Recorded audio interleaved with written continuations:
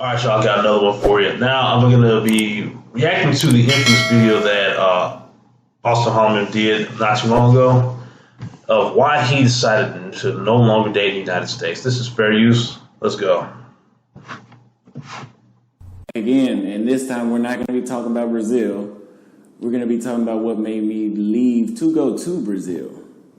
In other words, what made me stop dating in the United States. If you've watched my TikToks or some of my YouTube videos, you can kind of get a perspective of how, but I'm going to break it down today. So, and these are in order, I believe, from severity of why I stopped dating in the United States. The number one thing,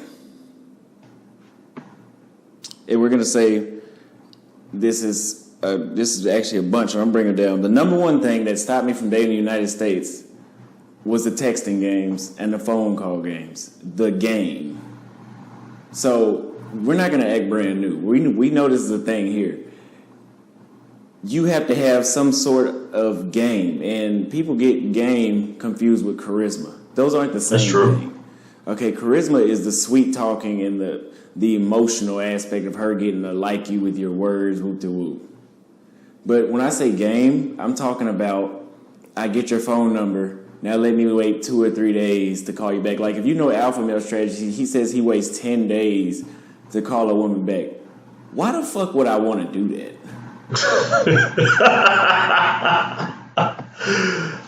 That's a good. Waiting 10 days to call somebody, like, honestly, I'll be honest with you. At the end of the day, if it takes waiting X amount of days to call someone just so they won't lose interest, it's probably best if you don't even talk to that person anymore. But that's just my opinion. Okay, I get it. But then that's another thing. They say, oh, you got to pretend like you have options. You have to show you have options. Don't blow her up all the time. Text her in between 5 minutes. I've said before, don't have a routine. All that shit. All this, you have to have this super strategy just to get to know somebody, or even if you just want to smash somebody. It's usually not just, it's like all these tactics. That's why there's so many YouTubers and dating coaches coming out that are just blowing up, because nobody can truly figure this shit out, right? And if you're somebody like me that's on their purpose, I'm trying to get my money right so I can live overseas and get the hell out of here. I don't have time for the games. Look, baby, either you want to fuck with me or you don't. And that's how my world works. It's black and that's how I operate, man. And I don't like games and all this other stupid ass shit that that comes with modern dating. Like, look, it's like, look, a person will either they trying to rock, like you just said, they either want to rock with you or they don't. It shouldn't be this complicated, but people are getting dumber, and then more and more guys are just accepting this stupid ass shit as well. It is what it is. You just need to get with times. Yeah, I say screw that. And white. There is no in between. Either you want to fuck with me or you don't. And that's what, when you go to Brazil, and I'm going to compare each number to when I went to Brazil. When I went to Brazil and I saw those texting games disappear, and either she wouldn't give you her number or she would give you her number. 90% of the time, if she gives you her number, it's going somewhere.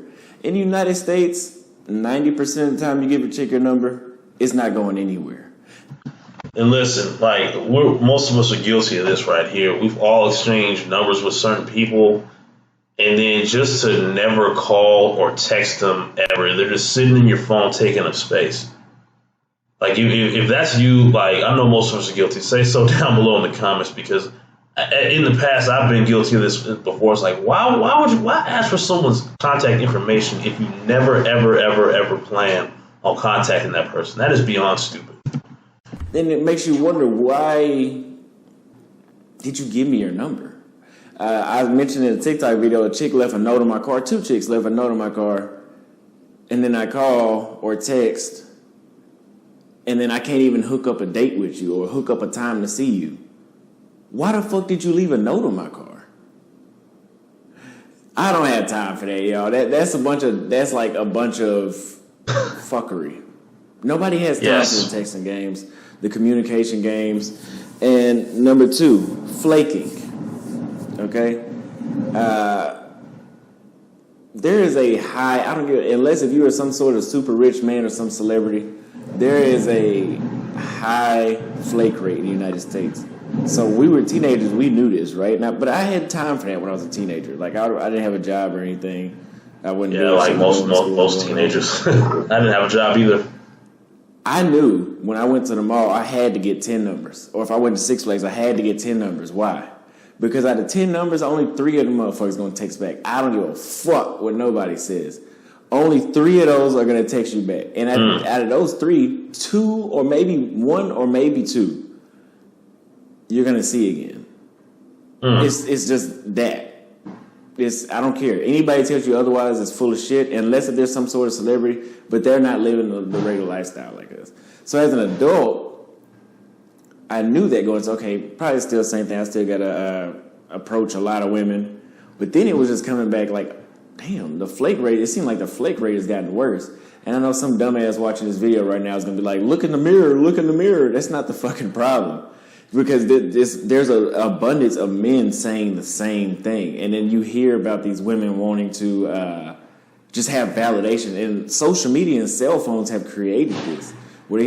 Oh, he's not kidding. Like, with the rise of, like, social credit on the internet, since Instagram, people ask you for, here in the United States, people ask you for your Instagram before they really ask you for your number because they want to see what your social proof is on the internet. Are you relevant on the internet? Does it matter? Do you matter on the internet? If you're the type of person that people don't really fuck with on the internet, it's like you're irrelevant in real life, and it's so weird because the internet doesn't necessarily reflect real life. Because people are just absolutely fake online, and then they're living a completely different lifestyle in real life. You'd be surprised. We have access to so many men; they'll flake on you in a minute. And with dating apps, they're 90% of those women on dating apps are there for validation. Like they're not there to actually meet you when y'all match. I can tell you on one hand how many women I've met off a dating app, which is at the most 3. I know for sure 2, but at the most 3. And this is 2 years of being on a dating app. And the other is like just women that'll match, and then you'll get to, hey, okay, let's meet this day with the woo. I tried a lot of different strategies. I tried the sweet talking, then I tried to just going straight to the point. Neither one of them works. Okay, and a lot of them, these women are insecure. They have low self-esteem, so they get on these dating apps just to reject dudes so they can feel like, man, I could get into that. But these women, they just get on women. I can hear his frustration. He's like, bruh, you realize, like, the average dude on these dating apps, this is why I never really got into dating apps myself, because it's just like, man,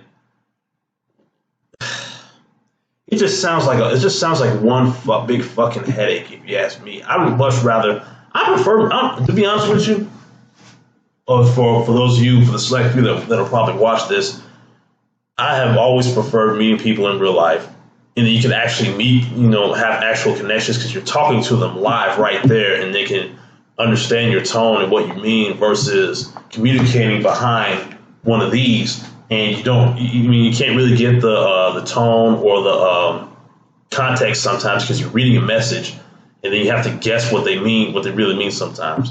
It's gotten very annoying, especially as I'm a little bit older now. Remember this. When you get rejected, half or more than half of the time, it's just for her ego. It's not because she has a boyfriend like she told you. It's just for her ego. They're just rejecting you for validation for themselves because they're insecure. Yeah, I can believe that. I can believe that 100% because I've been rejected before, and as I got like older and shit like that, I really just don't care about that anymore because it is. I've been told like, oh, I'm kind of seeing somebody, but it's not that serious. It's like, okay, I would immediately write that chick off because she's very indecisive. She apparently doesn't even know if she really wants to fuck with me or not, and I don't want to waste my time trying to figure it out. So I find it best to just move on and talk to somebody else. Certainty. So uncertainty is normal in every country, but in the United States, it's a lot more common to run into somebody that's uncertain than somebody that is in Brazil. In Brazil, like I said, it's black and white. It's a yes or no. I like you or I don't like you. I want to see you again. I want to fuck or I want to be with you. There's no in between. That's why when you go to these other countries, it seems like the women are moving fast, right? But that's because you're used to bullshitters. You're used to women in your own country that are bullshitting you, that are uncertain. So what's another example of uncertainty? Here's two of them. There's a chick that I approached at the gym, and I've said this before. I approached her at the gym, and clearly she has some sort of interest because I caught her, looking or whatever. So I went up to her, introduced myself, and she's like, "How old are you?" Whenever they say that, y'all just walk off. So she said, "How old are you?" I told her 23, she said 32. I ain't never had a chick tell me howdy. I ain't gonna lie, I ain't never had that happen. She's like, "Oh, well, I had to think about it." Bitch, I'm not gonna let you think about it. I'm like, "No, I don't do thinking. Either you're gonna decide now or not." You think you got me on a leash or something? Like I'm gonna come back and double check? And you know what's funny about him mentioning about the indecisiveness? This is what most women will find unattractive in most men that are indecisive.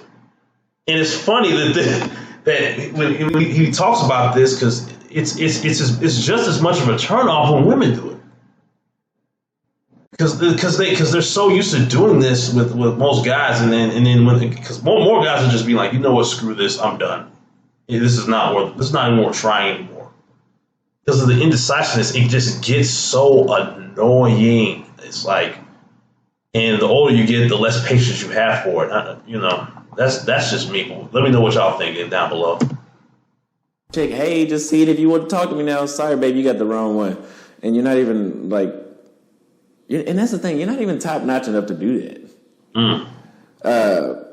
Another version of uncertainty that the United States women have is talking with you, and this goes into the validation.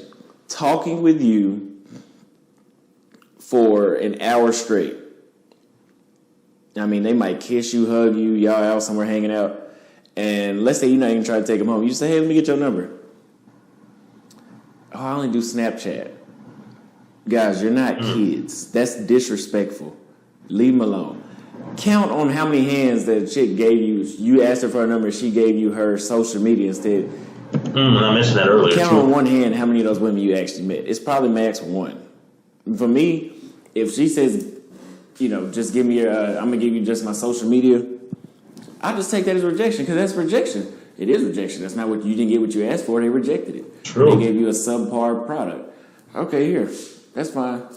And if she's really interested, I'm sorry, because there are some weird dudes out there, right? But if she's really interested in you and she see that you decline taking her social media, she'll say, "Okay, well, here, just take my number."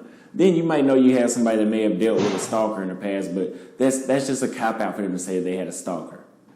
If she likes you, she's going to take the chance and give you her number. Facts. And the thing is, I don't even need your number to stalk you. I can follow you out to the car and get your license plate. You can get stalked without the phone. Women been getting stalked. It doesn't take much for anyone to do that. If they know like you said, your license tag number, know the kind of car you drive, what color it is, maybe even what year it is. They can even write down, the VIN number on your car is right there on your windshield. They can write all that information down if they really want to. Find out where you stay. They can find people. If someone wanted to find out a whole lot about you, they really could. The internet is a very powerful tool. For hundreds of years. So don't buy that bullshit. Number 4, a lack of femininity. So right now, we know we have women that are calling dudes bro. We got women that are wearing boy clothes. We got women that are that want to go 50-50 and want to, or they want to be the leader of a household. We got women raising their voices at men like they're men, but they only doing that because we know we can't hit them because it's an unfair fight. That's why you shouldn't hit women. But those are all masculine. They're non-feminine. Let me just say it. They're not feminine traits, right? So when I went to Brazil, and when you see these women in other countries, you get the soft-spoken, the sweetness, and either she's calling you by her name or she's calling you something sexy like baby or daddy. She's not going to call you bro. Bitch, I'm not your bro. Don't call me that shit. I've always found that annoying when a chick calls me bro. Unless you're not one of the guys, just stop. I swear to God, that's the one of the biggest turnoffs. Hearing the word bro come out, like, look, it's one thing if I'm our actual brother, but I do not want to hear that. That shit gets on my nerves. Every chick that has called me bro in the past 6 months, we don't talk anymore. I'm not your bro. You know, I don't have sex with my bros. Stop calling me bro. I'm not your bro. All right, yeah, I don't want this video to get too long. It's like 18 minutes. But I'm gonna leave the link to the rest of this if you want to watch the rest of this. Honestly, though, I really don't blame Austin one bit for making this decision to decide to just, you know what, I'm out of here. This isn't worth it anymore. I'm tired of the games. I'm tired of the BS. I don't want to play games anymore. And apparently, he found a more viable solution for him to, you know, date in other countries where women play less games, they're more feminine, and if they really want to, you know, rock with you, they'll do that. There's no in between. There's no bullshit. There's none of that. And I mean, I would argue that's what most men want when they're interacting with a woman. You know, they just want to know, look, either you're gonna rock with me or you're not. And then here in the States, it's always that in between. It's always that, oh, I don't know. Oh, I got a boyfriend. Oh, I got what's another excuse I've heard? You know, I'm just not ready to see anyone right now, but I'll take your number anyway, and you never hear from them. You'll hit them up and be like, hey, what's going on? Crickets. And then you think, like, well, what's the point of even getting my information if you really didn't want to talk to me to begin with? A lot of guys out there are thinking this, and this is why this whole sector of men who decide to, you know, just get their passports and get out of here is consistently growing, because this is a real issue here in the United States, and dudes are just fed up. They don't want to deal with this anymore. And you know, I was having a discussion with my barber earlier today, and he told me a friend of his, like 9 years ago, he met an Australian woman at an airport here in America. I don't know. He didn't tell me where his homeboy was from or where it was or what airport it was, but he met her at that airport, and then he went to Australia to go see her, to visit her. He said he has not been back to the United States since. I think he was from Memphis. My bad. He said he may have came back to Memphis 2 times out of the 9 to 10 years he's been living over there in Australia. He may have been back twice. So hearing that, it's one thing hearing these type of testimonials online, but like hearing a real life testimonial in real time, or offline or whatever, it's like, wow, this is real. And this was long before the whole name of Passport Bros was even created. You know, dudes would just go travel just for the hell of it. They didn't really make YouTube videos on it. But anyways, let me know what you guys think about this. Do you agree with Austin's stance on why he stopped dating in the U.S.? Do you agree with my opinion on what he said? Leave me a comment down below. I'll holler at y'all in the next video. Peace.